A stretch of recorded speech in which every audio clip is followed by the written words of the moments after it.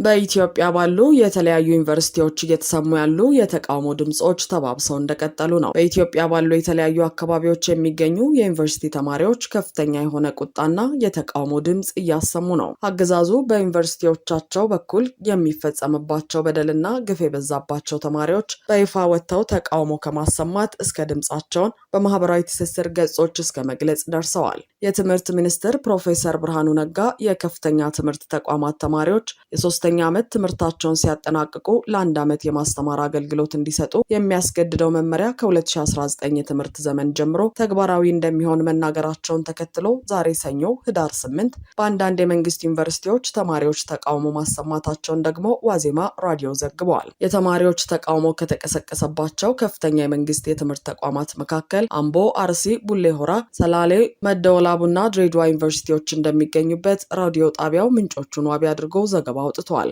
ተቃውሞ ያሰሙት ተማሪዎች ካስተጋቧቸው መፈክሮች መካከል የመምህርነት ሙያ ስልጠና ያልወሰዱ ተማሪዎችን የማስተማር ብሔራዊ አገልግሎት ስጡ ማለት ተቀባይነት የለውም የሚለው እንደሚገኝበት ጠቅሷል። የኢትዮጵያን ተማሪዎች መና እያስቀሩ ነው የሚባሉት ብርሃኑ ነጋ በህዝብ ተወካዮች ምክር ቤት ቀርበው በአዲሱ መመሪያ ዙሪያ ባደረጉት ገለጻ የመጀመሪያ ዲግሪ ያላቸው ተመራቂዎች የአንድ ዓመት የማስተማር ስነ ዘዴ ኮርስ በመውሰድ ለመምህርነት ብቁ መሆን እንደሚችሉ ተናግረው ነበር።